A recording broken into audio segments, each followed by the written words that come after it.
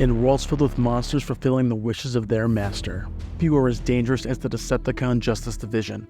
Whether it's Obito guiding the actions of the Akatsuki, the Death Eaters doing the bidding of Lord Voldemort, or Cobra Commander using Cobra and his plans for world domination, sometimes a villain's henchmen are as terrifying as their leaders. In a universe where Megatron attempts to rule with an iron fist, there stands a group that's as vicious as it is effective in removing those that cross the tyrant. Prepare to enter a world where justice has never been so unjust. This is the dark side of Transformers, the story of Tarn and the Decepticon Justice Division. First joining the world of Transformers in 2012 in the IDW Comics continuity, the Decepticon Justice Division is Megatron's personal hit squad. Comprised of 5 members, all bearing the names of cities conquered by the Decepticons. The team would be led by Tarn and include Helix, Kaon, Deathsaurus, and Voss.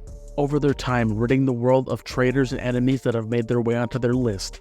The DJD would also pick up Nickel and convert one of their own into a feral beast known as the Pet. To truly understand the depravity of the DJD, you need to look no further than their alternate modes.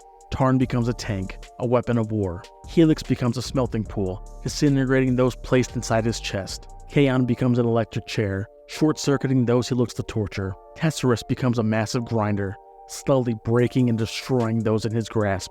And the current Voss becomes a sniper rifle, picking off those in his sights, or attaching his hook-laden face onto victims in closer proximity. But this team of psychopaths wasn't always as such. Some, such as Tarn, have more humble beginnings, cold constructed and granted the spark of a 0.1%er.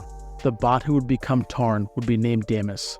Created with the ability to cause non-sentient machinery to malfunction with a mere touch. He would study at the Jackson Academy of Advanced Technology, founded by Senator Shockwave, studying his abilities until crossing paths with the Senate, and much like the school's founder, Damus would be subjected to the barbaric Emperata, and would don the name Glitch to fit his latest predicament. Given the time to heal and hone his abilities, Glitch would work alongside Orion Pax and other outliers, and in an odd twist of fate, Orion Pax would even suggest he read some of Megatron's teachings, giving Glitch his first taste of Decepticon ideology that he would soon obsess over and lead his team of Misfits with. Very little is known about the lives of these Misfits and monsters before joining the DJD outside of Tarn. In Helix's past as Crucible, nothing is known, while both Kaon and Deathsaurus, formerly known as Scissor Saw, would be cold constructed before joining DJD ranks like Tarn, and the new Voss would begin his life as Forstock, a scientist who would use the nearly dead ancient Cybertronian as his primary language. This lack of history tends to not matter, as whatever they've done in a past life has been truly overshadowed by what they do as part of a team. Much like members' lives being a mystery, the history behind the DJD is also one, created to serve as Megatron's attack dogs. Tarn is the only known member to be there from the beginning, with his conversion from Damus to Glitch, and his corruption from Glitch to Tarn. His power set would also change, rebuilt donning a mask reminiscent of the Decepticon insignia, and believed to be physically on par with Megatron's Phase 6ers. His outlier ability would also evolve, and now allow him to shut down fellow Cybertronians with merely his voice. While a hulking behemoth who can kill with a whisper, Tarn's personality is even more fascinating and terrifying. As a leader, he attempts to embody the teachings of Megatron found in Towards Peace, and act as a fair leader guided by rules and procedure, even asking Nickel to join the crew of the Peaceful Tyranny after being the lone survivor of an attack by the Black Bloc Consortia. He's a violent yet eloquent monster who enjoys the finer things in life, and believes he's just in what he's doing by not harming those deemed innocent, aligning more with the likes of Hannibal Lecter than any other Transformer before him. But like Lecter, he's also a cannibal and an addict. While not devouring the flesh of his enemies, he would constantly burn through his T-cog due to a transformation addiction, and need a constant supply of transformation cogs from dead patients of the Delphi Hospital on Mesotine. He would also grow addicted to a modified version of the power-boosting nucleon called Nuke, leading to violent outbursts. His violent outburst, mixed with his cold and calculating nature, make him one of the most terrifying characters in Transformers history. Yet, these skills also lend to his ability to cross names off his list. One such mission that exemplifies Tarn's skills is his time spent running the Grindcore prison, a Decepticon prison camp. Grindcore became known for its vile treatment of prisoners under Tarn, and here, his abilities as a master manipulator would be on display,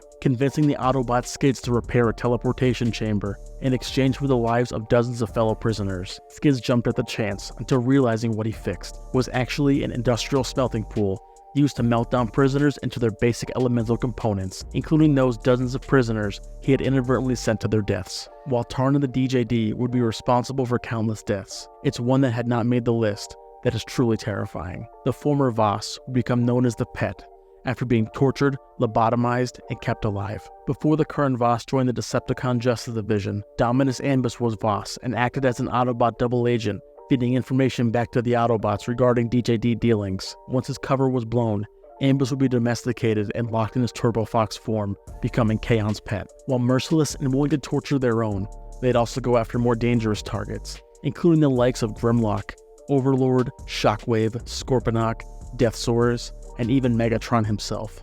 With Megatron's defection to the Autobots, the worlds of each DJD member are shattered, and possibly none greater than Tarn. In the moments following this discovery, he would attempt to snuff out his own spark through a nuke overdose, until coming to the realization that the Decepticon cause is larger than just Megatron himself, and they still need to eliminate all threats against their Cybertron. This would lead Tarn to team with Deathsaurus, Overlord, and a slew of Decepticons originating with the Japanese G1 continuity to cross Megatron's name off the list.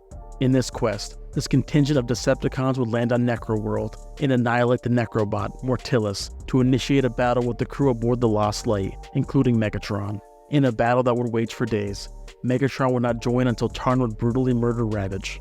And the former Decepticon leader would set its sights on the DJD, while Deathsaurus, Overlord, Nickel, and their respective troops would fall back from near certain death.